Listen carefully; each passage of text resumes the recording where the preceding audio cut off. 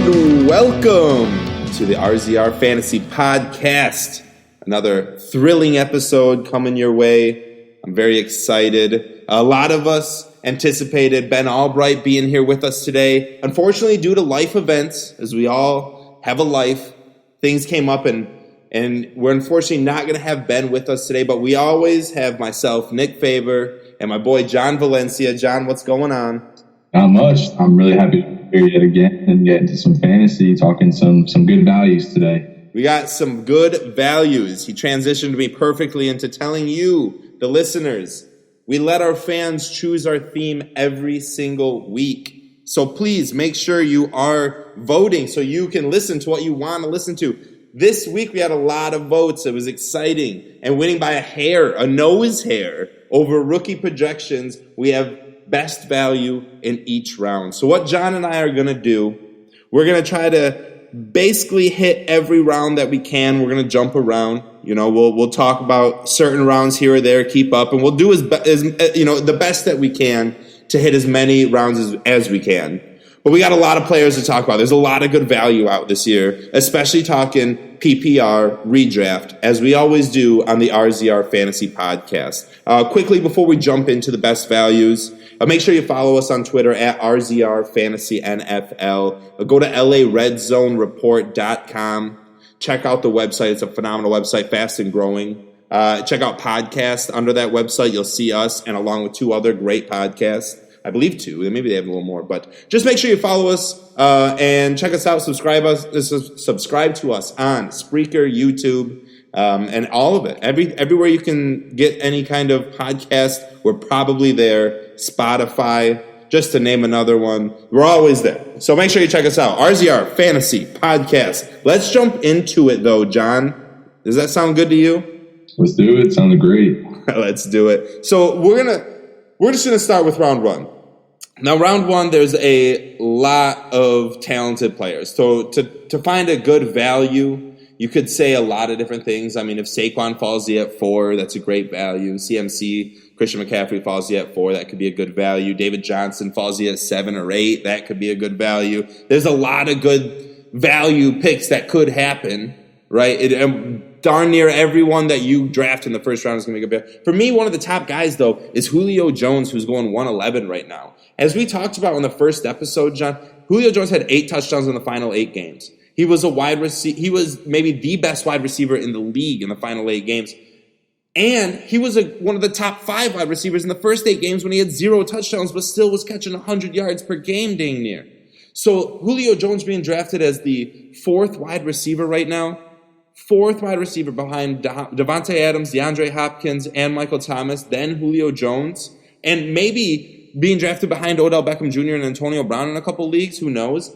It's miraculous to me that he falls this late. If I'm sitting in the 11th pick or the 12th pick and Julio Jones is sitting there, that's an automatic draft. Just because I'm no longer worried about the touchdown scares that we've had for 3 or 4 years, because we saw what Matt Ryan, this new Atlanta offense, can do. Plus, they went and added all the offensive line talent that they did in the draft, along with the defense talent that that they're going to have back from injuries and that they added in the draft. This team is set to explode. If they're going to score 30, 35 points a game, you know Julio's going to get his fair share. And that's what I'm currently projecting. I think they're going to win the NFC South, and I'm all aboard picking any Atlanta Falcon, especially Julio Jones at the 111 pick.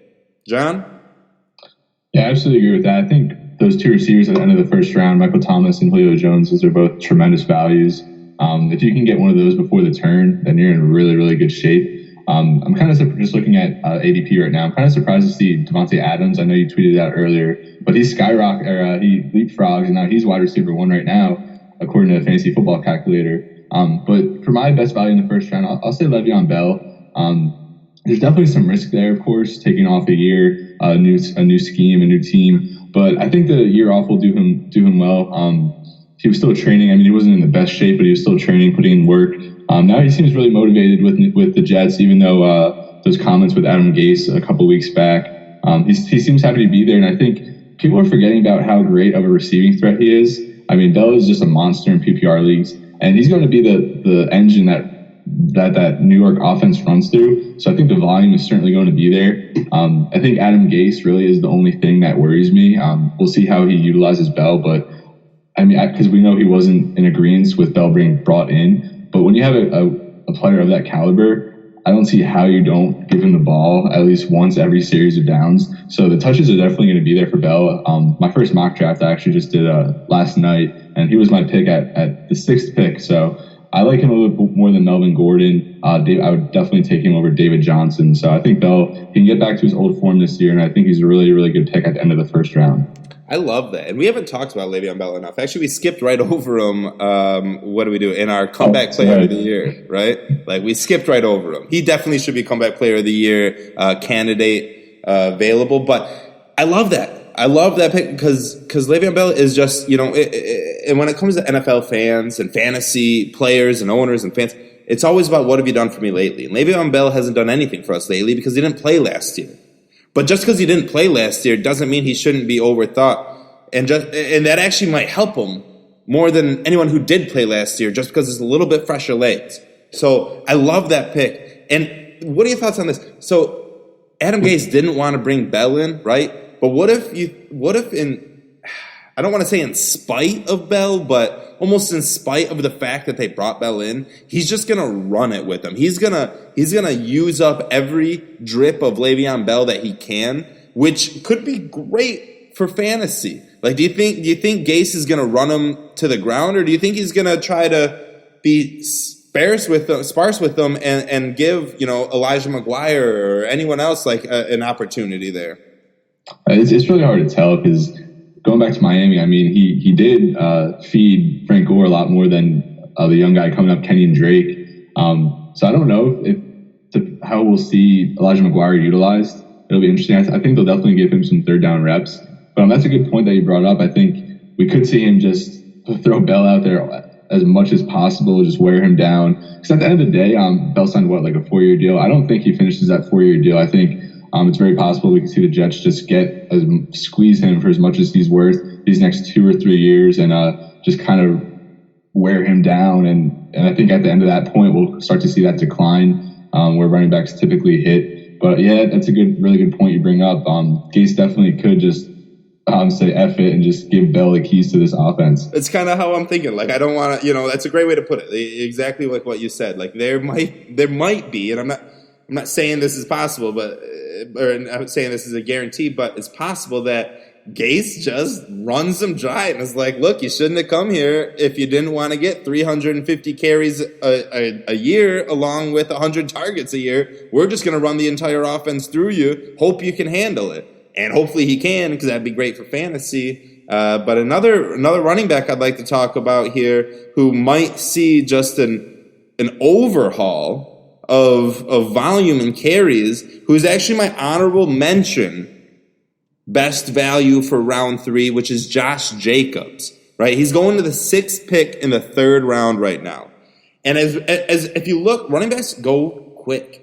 And we no longer have those bell cow running backs. We don't have 20 to 25 bell cow running backs in the league anymore. We just don't. And it's a good thing for the NFL. It's a good thing for the running backs, in my opinion, because it prolongs their career a little bit. It gives them a little bit more longevity.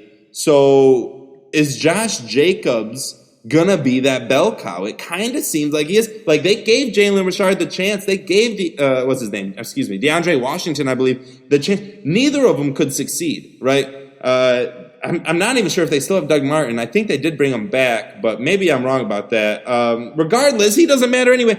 It's Josh Jacobs' team, right? He's gonna get a workhorse load. So, like, for my round 3 not honorable mention, but my round 3 best value is AJ Green, also going like the 306 area. It's a great pick because AJ could be a top 5 receiver, but almost more valuable because the running backs dip so low once you hit the 3rd and 4th round. Josh Jacobs in the 3rd round, for someone who could be seeing 20, 25 carries a game, along with maybe 3 to 5 receptions a game, that could be a huge steal. So for me, 3rd round, like, I had him as my honorable mention, but I just talked myself right into him. My top round 3 value is Josh Jacobs. Who do you have at round 3, or what do you think about Josh Jacobs? I'd also have AJ Green. I mean, that's just. I figured we did. I figured we would both have AJ Green there. Of course, we talked about him a little bit last week. So yeah, with Josh Jacobs, he's my top-rated rookie coming into the year for fantasy league redraft fantasy leagues. I'm not typically one to draft rookies that early, but at 306, like you said, running backs are falling off the board at that point. I mean, after him, you have Aaron Jones, Kerryon Johnson, Derrick Henry. I do like Kerryon, but Josh Jacobs, it's just you never know with rookies. I do think Gruden has a plan for him. I think we'll see a lot of touches coming his way. But it's always risky to pick a running back, especially in the third round. But I do like him. I'm not sure what that offense is gonna put out. I think with Antonio Brown there to add Tyrell Williams, I think we'll definitely see a good passing attack, which is what you would expect from John Gruden. But also Jacobs will probably be the tone setter, the guy that they'll look towards to solidify that running game early on in matchups. So at 3.06, I do think that's a pretty good value. I just think it's a little bit risky at that point. Okay, so let's say you drafted 2 wide receivers first 2 rounds, right? You went, I don't know, Nuke and then someone else. Second round, we'll say Antonio Brown. Comes in the third round, you're sitting right in the middle, right? 307, we'll say your best running backs to be your running back 1 for the rest of the year. We're going to say Kerryon was drafted, because I know you like Kerryon, so do I, obviously being a Lions fan. But I want to know your pick here. So you're the top running backs available: Josh Jacobs, Aaron Jones, Derrick Henry, Phillip Lindsay, David Montgomery, Sony Michel, Mark Ingram. Who's going to be your running back 1? I'm going to repeat it one more time for all the fans, just so you can write it down if you need to. Jacobs, Aaron Jones, Derrick Henry, Phillip Lindsay, David Montgomery, Sony Michel, Mark Ingram. Who's your running back 1, John? I do like Mark Ingram the best out of that group, especially for this year in redraft. But I would probably just take the flyer on Jacobs at that point. He could really pay off.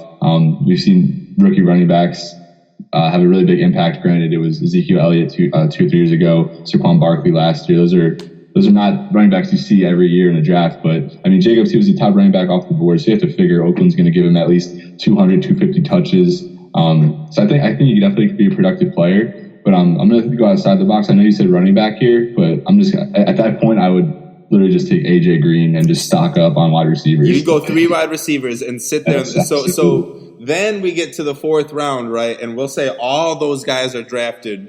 We're going to keep this scenario going. Mark Ingram. Okay, well, let's say Mark Ingram gets drafted right after him because everyone's realizing running backs are going, right? So Mark Ingram is now off the board. You're looking at Carson, Drake, James White, Tariq Cohen, Darius Geis as your running back 1. Darrell Henderson, Miles Sanders, Tevin Coleman, Lamar Miller to go way down. Who's your running back 1 in the 4th round if Mark Ingram's not there? Yikes, bro. Now you've set up 3 wide receivers. But really, that's good because in running backs, come week 6, does it really even matter who your running back 1 is right now when you draft him? Because probably not. Phillip Lindsay guaranteed wasn't drafted last year, and if he was, it was very late. He was a running back 1 by week 6. There's guys that you can find. So going heavy wide receiver early really doesn't scare me, but that doesn't answer our question at the moment. Right now, your question is Chris Carson, Kenyon Drake, James White, Tariq Cohen, Darius Geis. Who's running back 1 for your team? It's definitely between Carson and Drake for me. I really like the upside of Drake. And I think Rashad Penny's going to start to kind of steal some carries away from Carson. But I'll just go Carson just because we saw what he did last year. He went for over 1,000 yards, one of the top running back in fantasy. And the Seahawks are going to run the ball. They were, I believe, 2nd in rush attempts last year. That was last year or the year before. But, they're going to be a physical kind of north-south team that'll run the ball. So I think Carson's definitely guaranteed to have good volume this year, good production, whereas Drake isn't. Although the upside with Drake is much higher. Very interesting. See, I am not in love with Carson. I'm not in love with Drake either because I like Kalen Ballage, but I like Drake more than I like Carson. I'm in love with Rashad Penny this year. I think last year was a rookie year on a bad offensive line with a team that didn't know how to use them and didn't know really what we were doing. Right? Seattle just seemed like they were out of sorts, discombobulated for much of the season.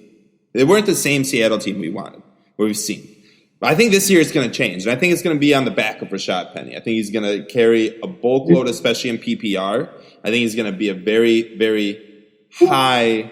There's the kitty, right? That kitty. Rashad Penny's going to be very high in PPR points, and he's going very low. But there's a guy that we were just talking about, Chris Carson, going in the 5th round, which leads me to my 5th round best value. All right, and I'm going to try to get away from the running backs a little bit. I want to talk Jarvis Landry in the 5th round. I think it's like criminal that he's going 5th round. I don't care that they brought OBJ in. I still think Jarvis Landry is going to get his targets. Like, I truly believe Jarvis Landry is not going to have a huge downfall when it comes to PPR points. Maybe in touchdowns, but it's going to be made up with a lot of yards after catch. So I like Jarvis Landry a lot in the 5th round. Do you have anything about Jarvis, or who's your 5th round guy? I actually didn't even have – this is the only round I didn't have anyone for, just because I think they're all pretty solid where they're being drafted. But if I did have to pick one, it probably would be Jarvis Landry. Odell, of course, comes in, but Landry's still going to be that guy in the short game underneath. He's a vacuum in that area of the field. He just eats up catches all day, just on short slants or meshes or whatever you have him running. And especially in that offense, like I've said, it feels like on each episode I've said this, but I think the Cleveland Browns are going to be a fantasy goldmine this year. I think they're going to see a lot of offensive production, a lot of high-scoring games coming from that offense. Even with a really good defense, I still think that offense is going to put up a lot of points.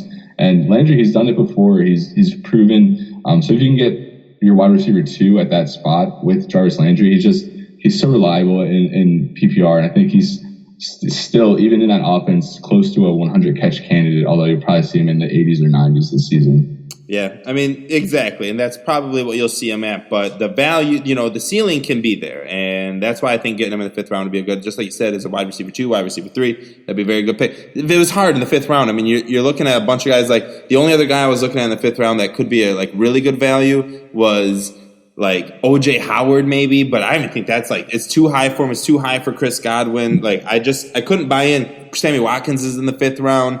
I couldn't buy into any of those 5th round guys, but we just kind of skipped over him. We talked a little bit about him. I jumped over him. Let's jump back to round 4 where I had a plethora of people I wanted to put as my value. So what I ended up doing was the best value, right? After really breaking it down was Robert Woods, 407. I think, look, Cooper Kupp is coming back, but Cooper Kupp is coming off of an ACL injury that happened in week 10, 11, 12.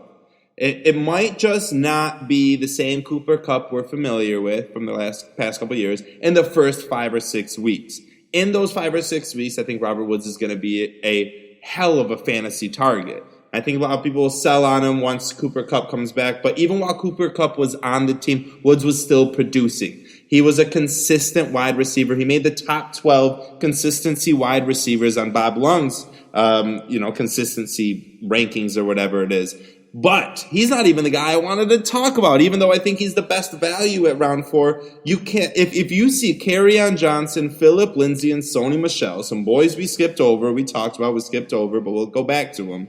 Any of those 3 guys are my honorable mentions, because getting any of those 3 guys in the 4th round as your running back 1, 2, or 3 would be a phenomenal benefit to your team. I love Sony Michel. No one else wants to jump on the New England backfield. I saw what New England was leading to do. They're going to start going away from the Tom Brady passing prolific offense. They're going to run the frickin' ball a lot, and that's going to be Sony Michel's opportunity. He didn't do much in OTAs, but I meant to say he didn't show up in OTAs. His injury still kind of concerning his knees, which has been a concern since he was drafted, even injured in his rookie year. But it doesn't bother me. I'm still going with Sony Michel. Phillip Lindsay, who got injured last year and has injury problems. Again, I'm not bothered by that. Give me Phillip Lindsay. He's a star running back. Kerryon Johnson, who had injury problems, is going to be a star running back. All these guys have injury problems, so they're being dropped down to the 4th round because no one wants to appreciate what their ceiling can be. Spare me. Give me any of these 3 guys, if not all 3 of these guys in the 4th round. I will try to trade my 1st round for a 4th round pick and on, so I can try to stash up on Kerryon, Phillip Lindsay, and Sony Michel. Who'd you have in 4th round, John? I also had Robert Woods. You just look at, it's crazy right now. We have 3 Rams wide receivers going in the 4th round, which is I don't know if we've seen that before this high in the draft.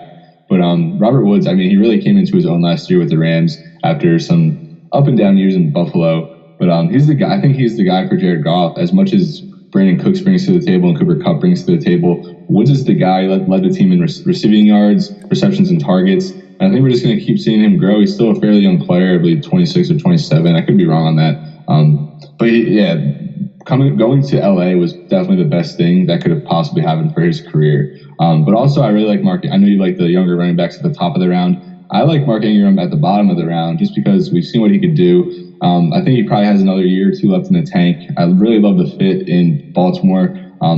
I know they like to shuffle their backs, but I think he has workhorse potential there. I think he could really see a strong amount of volume out of that backfield as well. So Ingram, if I'm holding out for a running back until the fourth round, Ingram is definitely my guy, but hopefully that's not the case. See, and this might be, we agree on a lot of things. We're two peas in a pod right here. I tell you, John and I, we're cut from the same cloth. But one thing I cannot get behind is Mark Ingram this year. I got behind Mark Ingram last year, and I'm thinking, all right, he's fallen. He's going to be suspended for the first 2, 3, 4 games. I can't remember exactly. It may have been 4.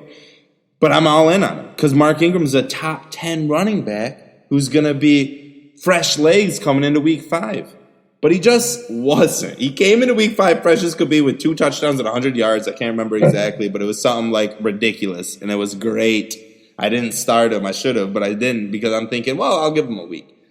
But he never lived up to it. And I truly think it's just because we're starting to hit the running back hill for Mark Ingram. I just don't see that speed there anymore. He's a good pass catcher, but with Justice Hill there, it kind of scared. Like, you would have talked to me 2 or 3 weeks ago, I would have been all about Mark Ingram. In fact, I may have been jumping on the Mark Ingram train a few weeks ago, but I'm off of it now. I took my ride. I am off. I do not like Mark Ingram. If I'm going to be waiting to the 4th or to the 10th pick to get a running back in the 4th round, I don't want Mark. Like, I would rather have Mark Ingram than Chris Carson or Kenyon Drake. I always want to say Kanye. Kanye Drake. Right. He should probably change his name. Mark Ingram is better than those two, but I'm not gonna take him over Sony Michel, Phillip Lindsay, Kerryon Johnson. I would have the rookie David Montgomery over old man Mark Ingram. But one thing that can change my mind is that 40-yard dash that we're going to be seeing. When is that? Do we know when that is? Not sure when that is. I can look it up real quick. You look that up. Tell me when that is, because that's going to be the defining moment. If Mark Ingram can finish within the top 3, 4 of this race, 4 or 5, I'm all of a sudden going to jump ship back onto Mark Ingram. But if he finishes dead last, which I assume he will, I just can't buy into Mark Ingram. Did you figure out when that was? No, I'm still looking. This article is not helping me at all. Damn that article. They should headliner, guys. Get your bracket and everything. It just doesn't have the date when it's happening. Well, people listening, you should know when it is. If you don't, because we don't, look it up. Watch it. Are they going to air that? I hope they air that, man. I mean, I don't see why you wouldn't. Live stream it something. Like, you can do it on anything. Twitter, Facebook, I don't care. But let's not get... June 29th. Wait, June 29th. When is it? June 29th. June 29th, which is the last Saturday of the month. So right before training camp. I think I'm going to be trying to restain my floors then, too. I might have to take a break. But let's watch that. That's going to be my determining factor on Mark Ingram. I cannot get behind Mark Ingram, even though it's like the perfect situation for him. When you watched him last year, he didn't look like Mark Ingram. He just never got it going. And it's not like that New Orleans offense was any worse or anything that he's been on before. Like, AK was still collecting points. I mean, maybe not as much, but... It just turned into the Kamara show, honestly. And for good reason, though. And for good reason. He was good. Let's not get caught up on 2018 New Orleans running backs. Let's jump randomly. I'm going to throw us up to round 7.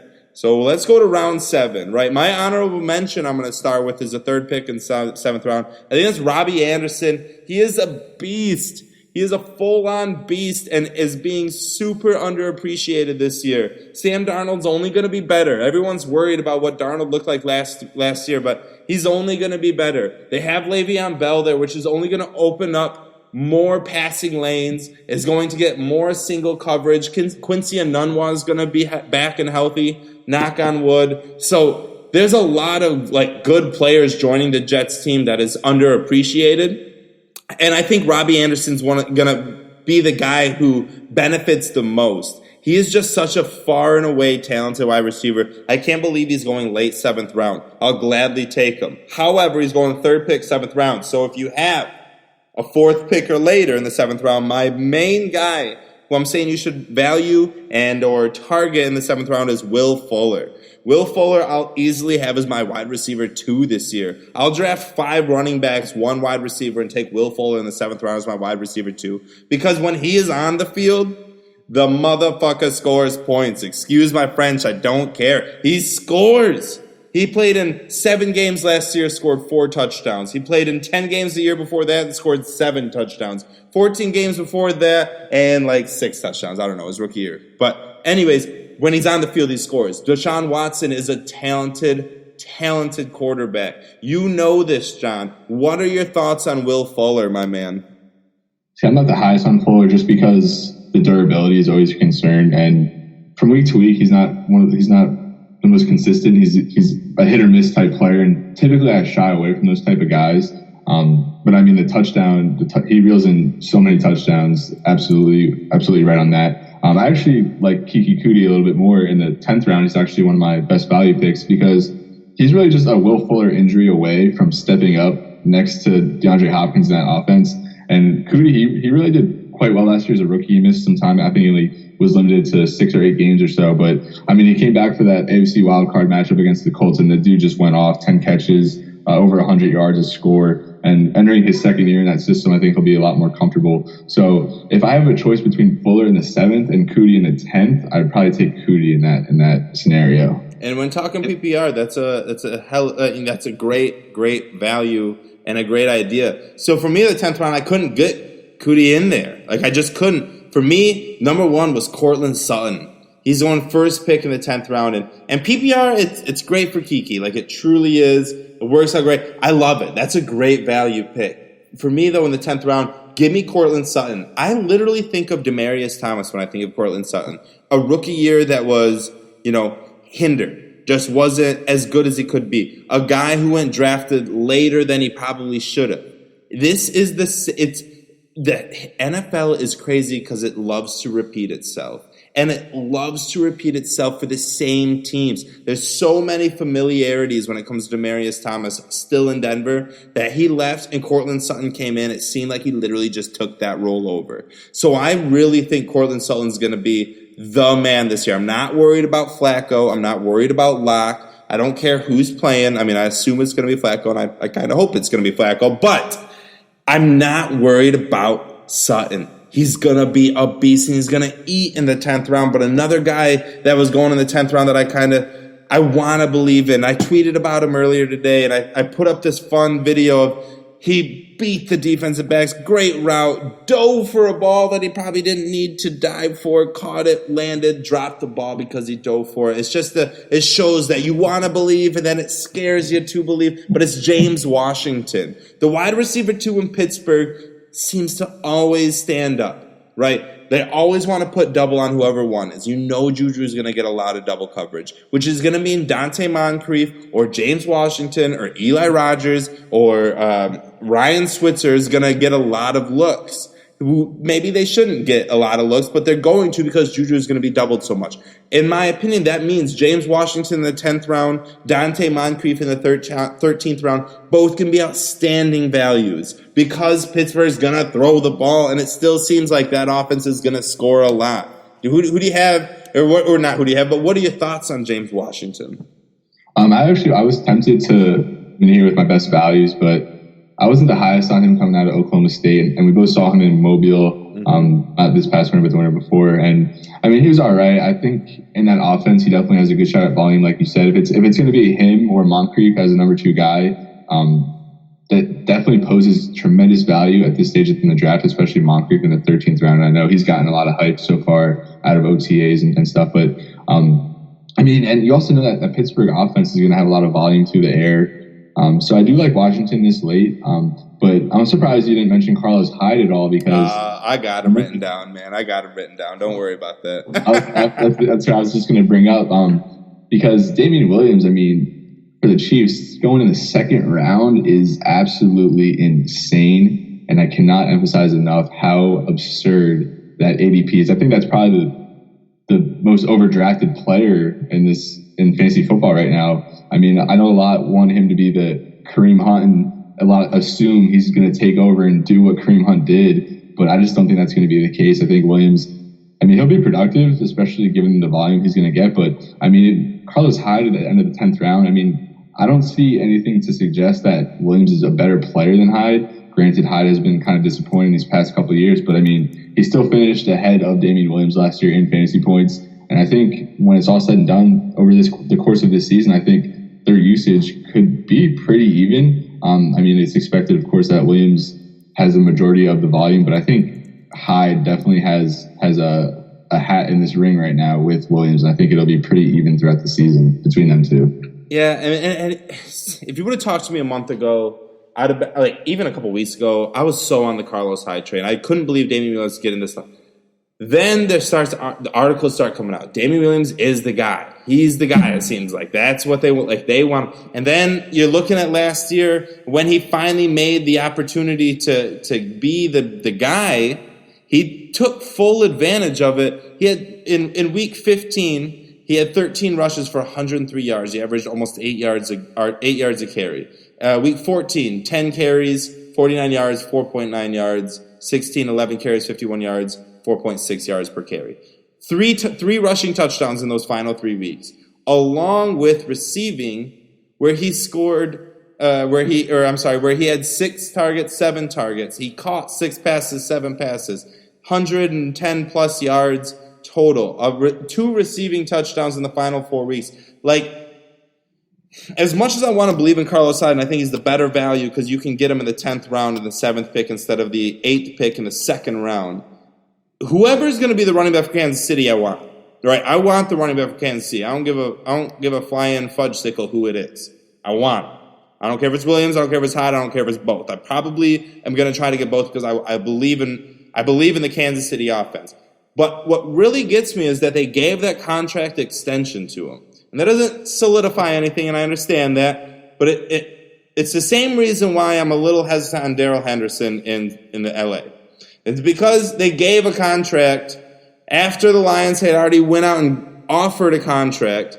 They went out and gave a contract to Malcolm Brown. I don't think Malcolm Brown is going anywhere. I don't think John Kelly is going anywhere. And just because they drafted Darrell Henderson, and he looks like Steven Jackson, he looks like Todd Gurley, and that's what they want him to be, doesn't matter to me. Like, I really feel like if you're going to pay someone, you're going to give them the benefit of the doubt, which scares me about Carlos Hyde becoming the top running back. It doesn't scare me from drafting him in the 10th round. If you see Carlos Hyde in the 10th round, you freaking get him. If you see Damian Williams in the 2nd round, I don't know if I would get him. But it scares me about actually believing that Carlos Hyde is going to overtake Damian Williams and that they're not going to give Damian Williams the full run-of-the-mill show for the first couple of weeks. Now, if you can't do anything with it, then you got Carlos Hyde and you got a great steal because they're going to bring him right in. But a guy in Kansas City, best value, this is undrafted value right here, is James Boogie Williams.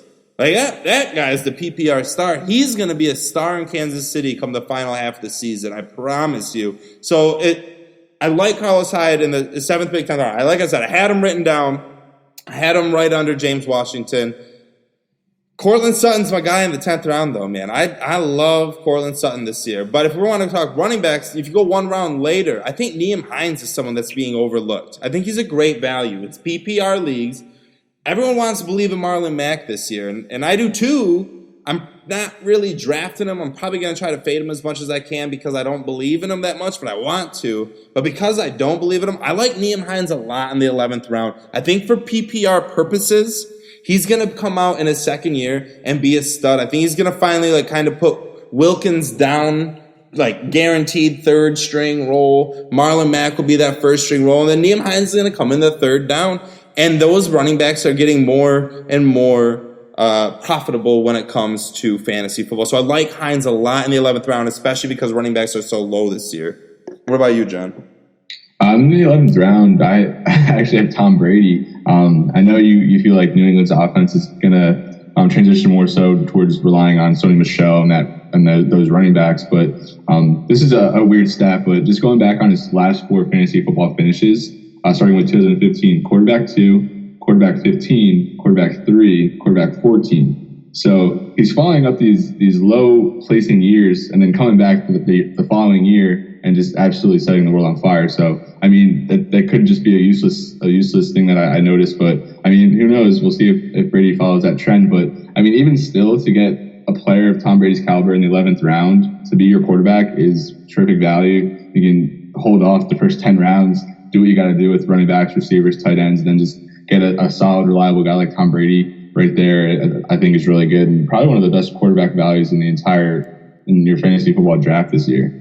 I love it. And there's 2 things I want to say to that. First thing I'm going to say quickly, and we can maybe touch back onto it after my second thing. My first thing, my quarterback came in round 12, 1 round later, which is Dak Prescott, 12-10. I think that's the best value you're going to find at quarterbacks if you're asking me. But the second thing I want to say was in regards to the trend you mentioned. I think those kind of trends go overlooked very often, and especially in season. If you look at a guy on a team that's going 14 points week 1, 2 points week 2, 17 points week 3, 6 points week 4, 14 points week, like follow that trend. What it's showing you is that defenses are like going to him, but then shying away from him because they see that there's much more weapons and talent or a more other talents spread out on the offense. So there's guys like, I remember specifically, this was a while back and I was young into fantasy football, but there was a week where Larry Fitzgerald came off of, like 1 target, 0 points, and it was like, I don't know, semis going into championships or whatnot. And you just look at it and you're thinking, there's no way I'm going to start a guy who just came off of 0 points or 1 point or whatever. And then you look at that trend, you realize every other week he's going to put up double-digit points. I don't know why, but he is. So I went and started him, and sure enough, won whatever it was. It was like a playoff game, got me to the next round. But I always remember that, and I always look at that when I'm looking at people's trends in season and out of season, going year from year. Pay attention to those. Matt Ryan's another guy. He goes like 3-10, 3-10, 3-10. Just watch out. Don't get him on a bad year, and it could burn you, trying to get a guy like Tom Brady, who you think this year might get it, be a top 5 quarterback because trends and stats for past years say so. And it could burn you, but that's fine. Fantasy football, you can get burned, right? It's not just a one fail and you're out of the game or the league or anything of that nature. You can have failures just as long as if you take enough bold chances and enough of them work out that it works out. So those are those trends that need to be looked at. I'm so glad you brought something like that up. That's all. So what did you say Brady was 14-3, 15-2? What was it? So in 15, he was quarterback 2, then quarterback 15, then quarterback 3, and then this past year, quarterback 14. So are you predicting a top 5 quarterback from Tom Brady? I don't know about top 5, okay, but I'd definitely say like top 8-ish. Okay. I certainly don't think top 5 for Tom Brady is out of the realm of possibility, even at this stage of his career. Outside of Julian Edelman, who's going to be the best PPR wide receiver on that team? Dorsett, bring up their chart real quick. So pull up their chart, and for anyone who doesn't have a computer right in front of them, we got Philip Dorsett we're thinking about N'Keal Harry, obviously, Jacoby Myers, Braxton Berrios, who was out all year, coming back this year, Dontrell Inman, who did not produce so far in OTAs, a lot of good wide receivers. Josh Gordon, you can absolutely answer Josh Gordon if you truly think he's going to play. Like, there's a plethora of wide receivers on that team, in my opinion, that have the potential to be good. If you're asking me, I want to believe N'Keal Harry, but I'm going and a bold statement. Give me Braxton Berrios as the best PPR option in that team outside of Julian Edelman. Yeah, I like Harry. With Gronkowski obviously retiring, although I know they recently said they think he's going to play this year, but we'll see how that goes. And then wait, what happened? Go ahead. What'd you say? The Patriots, I saw. I forget. I think it was on ESPN. It was reported that they think Gronk's actually going to play this year. Stop. This was like a week or 2 back. Yeah, I did not see that. That's great. I haven't seen any rumblings since that. So we'll see. I don't know. I think they might just be throwing smoke out there or whatever. But I mean, you look at Harry. They're not a team that typically goes wide receiver, running back in the first round. That's something we've seen them do in the past 2 years. With Harry, I think you draft a player like that, like 6'4", 220, to kind of take over Gronk's role as that big, that massive weapon that you can kind of lean towards. And I think after Edelman, I mean, I think it's just night and day that he's the most talented receiver on this in this receiving core. So I just don't see how you don't get your first rounder involved like that, especially a player of Harry's caliber. And like I said, I think he'll kind of take not take over Gronk's role as a tight end, but he'll take those targets away as that big, massive, reliable weapon down the field. Yeah, I mean, yes. Like I want to believe N'Keal Harry. Like he's my wide receiver one. He has been my wide receiver one all through the draft process. I liked him over DK Metcalf. I don't care what pictures you want to bring out. I don't care what they did in the combine. To me, all honestly, the combine.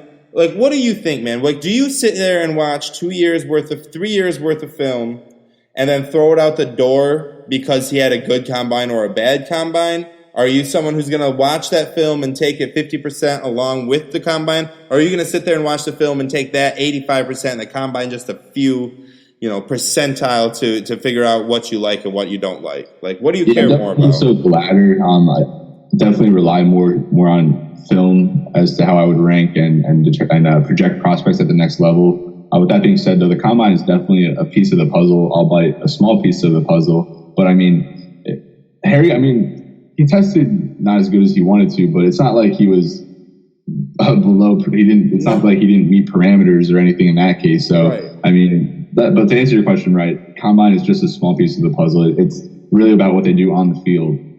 I agree, but it just seems like in today's age, man, like the combine is everything these days. You can be the best player in the world and go to the combine and be sick and have a bad day, and you lose everything. It's miraculous to me, to be all honest. It's criminal to these players that put in 3 years of dedication, sweat, blood, and tears, and then lose it because they had a bad morning. It's almost like teams don't even watch film, and they just go through their season and then they coast through it, and then once Indy hits, that's when they kind of get in their draft form and they're ready to just write guys off because they didn't run a 40 in 4.6 seconds or whatever. Exactly. It's messed up in my opinion. But we don't have a lot of time left. We had a couple rounds we skipped over. I'm going to mention a few players. Round 9, I had Sterling Shepard and Marvin Jones as my top values. What about you, John? I had Corey Davis and another quarterback, Cam Newton. Corey Davis sucks. I can't believe you even put him as your best value. See, I agree. I'm not high on Corey Davis, but I mean, as a top receiving threat in that offense, I think in the 9th round, that's a lot of upside there. You're still a top 5 pick. That's true. A.J. Brown was drafted, but we'll see how early he gets incorporated in. And I think the return of Delaney Walker really helped that offense. That's true. I guess, and Corey Davis doesn't suck. I shouldn't say that. I guess I meant Marcus Mariota. That was very aggressive. I did not expect that at all. I'm sorry. I don't like Tennessee and I don't like Mariota. And I wish Corey Davis could be better because I want to believe in my Western Michigan boy. But he's not helping me out. 8th round, I had Rojo and Royce Freeman. 806 and 812. What about you? I had Jordan Howard at 807. Yeah, I like the running backs in 8th round. If you're going to be 8th round, get a running back. 6th round, I had Tyreek Hill, 601. I'm not sold that he's going to be suspended and not playing this year. I think he'll be out there week 1. What about you? My boy Evan Ingram, 606. We talked about him a lot on the tight end episode a couple weeks back. I did have him as my honorable mention. I believe the only round we hadn't talked about was round 2. Did you have anyone? I had T.Y. Hilton, 211. I actually had Todd Gurley just because I think his stock is going to keep dropping. It is. It is dropping heavily. Let's see Gurley in the 3rd round, maybe here in a week or two, which would be insane. It is going to be insane. Have you seen these tweets going on recently about Darrell Henderson being 101 in rookie fantasy drafts over Josh Jacobs and all that? That's very, I think, premature, and I agree. It's all recency bias. All the latest headlines are obviously driving that, which I don't agree with. I agree. I full-heartedly agree. We don't have a lot of time. Make sure you follow us at RZR Fantasy NFL. Like I said, go to the website, LARedZoneReport.com. Go to podcast. Check us out. Throw some money. If you appreciate what you're listening, we do this all pro bono, so we definitely would appreciate any kind of donations. Make sure you listen to us on Spreaker, SoundCloud, YouTube. Follow me at Nick Faber NFL. John, we got 10 seconds. Where do they follow you at? Follow me at Jon Valencia BF. John with no H. John with no H. I love it. Thank y'all. Have a great one.